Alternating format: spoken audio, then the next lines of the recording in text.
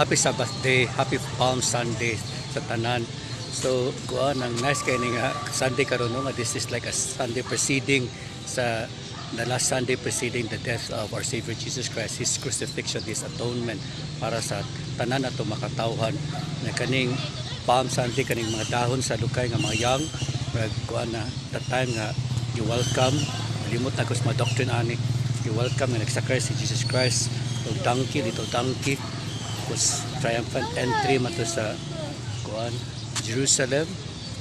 I have to check but I will show you kaning mga kuan mga palms na kuan culture pa video ha may mabaligya lang alay saan sorting ko nga sayo pa bawa pa na urot every year mo magbaligya kada tuig diri ano siya tubangan sa cathedral church sa Dumaguete City doon sa Quezon Park yeah lang church diya oh yeah hello artistic kayo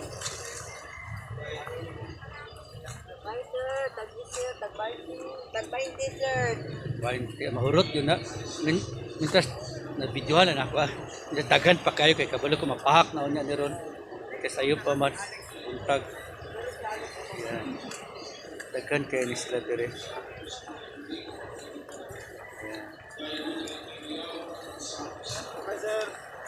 nice kayo Ako tayo tag-20. pwede mga flowers kayo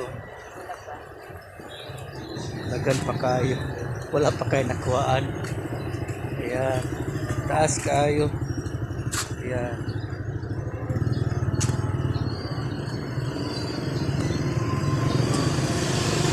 ayan katura mo research ako kaya para ma-accurate ako ang pag-share na what is this palm all about, what does this represent, what does this remind this reminds us of the biblical stories nga again this is like Palm Sunday, the Sunday preceding the ultimate crucifixion atonement of our Savior Jesus Christ. Happy Palm Sunday. Hello, I'm Lan of the World. Naabot ako sa balay karon bag-o lang tapos ni research nako like promised kabayan ani mga Bible verses nga may tungod sa Palm Sunday nga gi-celebrate karon labi na sa mga kaigsuonan natin mga Catholics. Kami po sa The Church of Jesus Christ of Latter-day Saints support pod mi, ni-ride on pod mi kay biblical man po na siya may isang celebration ni sakay pod mi nga ni research pod mi naghandom pod mi kung unsa kining Palm Sunday kabahin unsa kining importante ning Palm Sunday para sa ato ang Savior nga si Jesus Christ. So sa ato nakatunan gitawag di siyang triumphant or triumphal entry ngadto sa Jerusalem. Nagsakay si Jesus Christ og donkey nga nisulod sa Jerusalem og matawo ga mga kuan niya nagtuo kaniya nag kuan bitaw nag-wave sa ilahang mga pagaspas sila mga dahon nga palm na kanang gi-signify po natog kaning dahon sa lubi para pag-welcome ni Jesus Christ sa pagsulod niya sa Jerusalem. Kaya ani na itabo, gitagna na gud sa Old Testament pa lang, or mismo sa Jesu Cristo sa time, nga mamatay siya dito sa Jerusalem. Ug ngani sa Old Testament sa Zechariah chapter 9 verse 9, yun diri, rejoice greatly, O daughter of Zion, shout, O daughter of Jerusalem. Jerusalem, mag-mention, behold, thy king cometh unto thee, musulod ang inyong hari, paingon diya, he is just, fair siya, makiangayon siya, and having salvation, ug siya magdalag kaluwasan, lowly and riding upon an ass, napainusanon siya, ug nagsakay siya sa ass. Kaning ass nag another word for donkey, and upon a colt, the foal of an ass. So, na siya, kuhan po ang giwear. So, gingon din siyang triumphant tungod kay sa Old Testament or even si Jesus Christ mismo ni-declare siya or gi-prophesy na kaniadto nga mamatay gud si Jesus Christ or magpakamatay siya sa lugar nga Jerusalem. So pagsulod niya sa Jerusalem na feel na siya ang followers nga mao na ni madayon na gud ang pagpakamatay ni Jesu Kristo para kanato makatawan kitang tanan. So triumphant good. Murabag ang propesya nga pwede nilang dilituan is natumanan tungod kay nakita sa makatawan. Tapos there is Matthew chapter 29:21 verse 9, muna siya triumphant entry niya. The crowds that went ahead of him and those that followed were shouting, Hosanna, pagaypay sila sa mga lukay, dahon sa lubi or palms. Hosanna, syagit sila, Hosanna to the Son of David.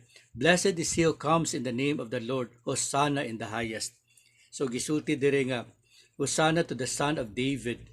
O kuan man siya from the generation ni si Jesus Christ, gitag na sa bloodline siya ni David, itong King David against Goliath. Tapos, blessed is he who comes in the name of the Lord.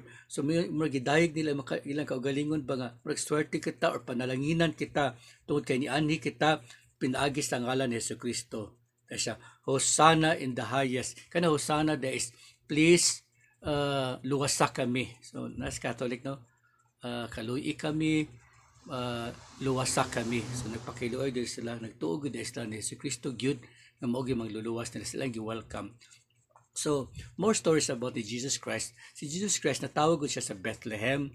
Nga atong time nga under ang Bethlehem nilang King Herod nga kuan bitaw ang mga Jews, medyo na-threaten sila, labi na mga religious leaders, na-threaten sila nga gitagna magud nga naay hari nga matawo.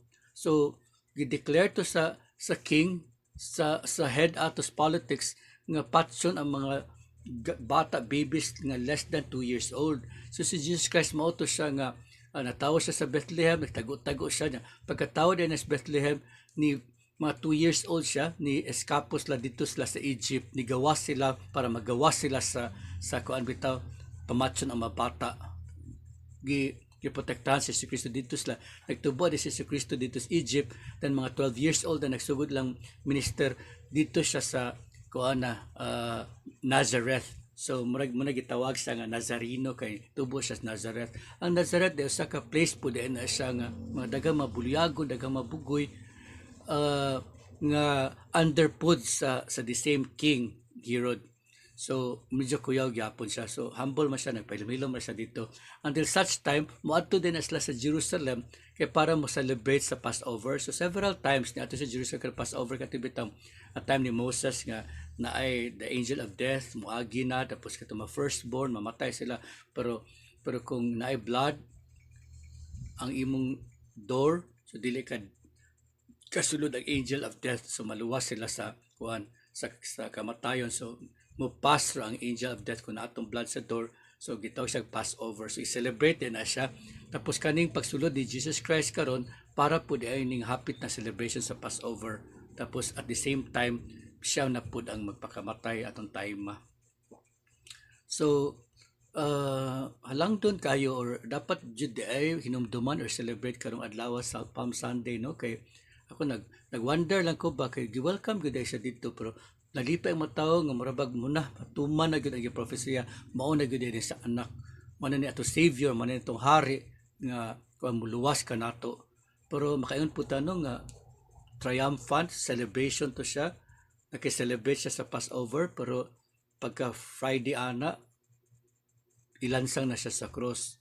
Kinala to may tabo tungod kay para kato sa kaluwasan sa makatawan. Makaluoy, grabing kasakit ni ato, pero it has to happen. It has to happen tungod kay kung wala to buhatan ni Hesus Kristo, wala tay kaluwasan. So kung mamatay ta, wala ra, or dito sa impyerno tanan, di na ta niya welcome si ang gingharian. So kinahanglan bayaran niya atong masala para malimpyo kita, and then ang mga sala nato nga mga nabuhat nato ato na siya hinulsol, pasayloon kita sa Ginoo, then makasulod kita sa ang gingharian. So muna siya Palm Sunday. Interesting kay, no? Nakaingon na pud ko ba last na gud ni baka na pud dagan kay events nga naitabo, labi na kaning sugod ng triumphant entry kay pila na ka days patio na siya. So makaingon pud ta ba nga kung buhi ta atong time man ni Jesus Christ, asa ka kita ato usabatas ni welcome na natay palms nga atong iwagaywan siya gitag Hosanna in the highest, or usaba kita sa atong mag-aantos na si Yesu Kristo nga di na tamo ilang nga ay wa may kailangan ng tawhana, or pareha ba tan Judas nga motrahidor ta niya, pareha ba tan Peter nga murag ng Peter nga ko kailangan niya ana na siya, pareha ba tan Thomas nga di ko mutuo na buhi siya unless makita na ko siya. Kinsa pa parehaba ni Mary, the mother of Jesus Christ, Mary Magdalene, nga sila dyan nag-una dito nga para pass over na dito nga gilubong si Yesu Kristo dito sa usa ka cave, and ila dito silang dili pwede siya bisitaon kay na pass over mag holiday ba, pero ila ditong giadto sayo sa buntag pagka Sunday kay ilang tapuhan ang lawas ni Jesus Christ kamura siya para ma-preserve kanang alcohol ba or kanang mga oil whatever para malagaan ang lawas, pero pag adto nila dito wala na si Jesus Christ kay nabanhaw na. So pareha ba kay ni Mary nga niadto dito sayo para atong akataran ang patay nga lawas ni Jesu Kristo. So daghan kay mga stories, daghan kay mga characters diya nga makayamputa nga usa ba kapud ka atas sa musagit nga crucify him nga or pareha bitang Pontius Pilate o Herod nga magdili ka barog kasi kabalo sila inosente si Jesu Kristo, mo may gusto sa mga tao, sige ila pang gipa exchange pa nila si Kristo kay basta Passover mura nag celebration mura bag na type mura paraffol na usa ka buk piniriso nga makuan makabuhian nato pasayloon ana ba. So kato mura pag giparaffol pagod si Jesus Christ nga sige atong presoon si capture si Jesus Christ, so mag-release ta og kon kato pa yung mamatay tao criminal pa jud ang gipuli ni Jesu Kristo, ang inosente na nang limpyo perfect, wala lang siya gipresos si Jesu Kristo, gipaantos pagod siya o gipatay pagod siya. So again, happy Palm Sunday sa tanan. Again, kami nga members of the Church of Jesus Christ of Latter-day Saints, so nang mga Kristiyano, muduy kita sa mga Katoliko tungod kay parehara ta Ginoo, nagtuo kita ni Jesu Kristo og kaning ilang celebration, mag-celebrate pud kita tungod kay part ni siya sa importante halangdon kay history sa life ni Jesus Christ nga atong mangluluwas. Dire ipakita sa ato na research, ipakita niya nga siya ang nagtuman sa mga prophecies sa Old Testament nga magpakamatay siya o diya mosulod na siya sa Jerusalem para sugdan na ang fulfillment sa prophecies nga siya gid ang mangluluwas, siya ang magpakamatay para kanatong tanan. Dapat natin celebrate again tungod kay dapat kita malipay ang Hosanna in the highest, blessed is he, celebration gud siya kay for us or for all Christians and for all people.